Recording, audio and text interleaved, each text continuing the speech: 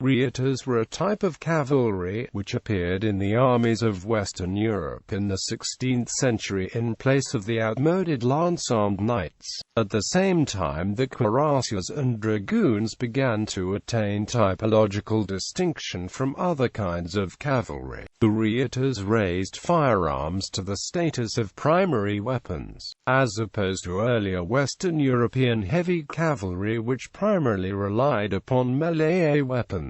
A Reiter's main weapons were two or more pistols and a sword. Most wore helmets and cuirasses and often additional armor for the arms and legs. Sometimes they also carried a long cavalry firearm known as an arquebus or a carbine. In general, the Reiters were expected to be able to engage their opponents both with firearms and sword. In the 16th century and up to about 1620, Reiters often formed up in deep blocks and used the firearms in a caracole attack in the hopes of disordering the enemy infantry before charging home and engaging in hand-to-hand combat. However, enterprising commanders such as Henry IV and Gustavus Adolphus preferred to employ the Reiters and other heavy cavalry in a more aggressive manner, ordering them to press the charge and fire the pistols at point-blank range or use the swords instead. Using either or both of these tactics, Reiters could be incredibly effective when properly employed. A particular case in point is the Battle of Turnhout, where a force of Dutch Reiters under Maurice of Nassau defeated the opposing Spanish cavalry and then successfully engaged the Spanish infantry, with a combination of pistol volleys and sword-in-hand charges. The Reiters mostly consisted of Germans and served in the armies of the German states, Sweden as Reiters, Poland as Polish Rajtaria, and elsewhere. There were also Reiter regiments in Russia between the 1630s and late 17th century. In the later 17th century, the Reiters gradually merged into generic cavalry regiments and were no longer seen as a distinct class of horsemen.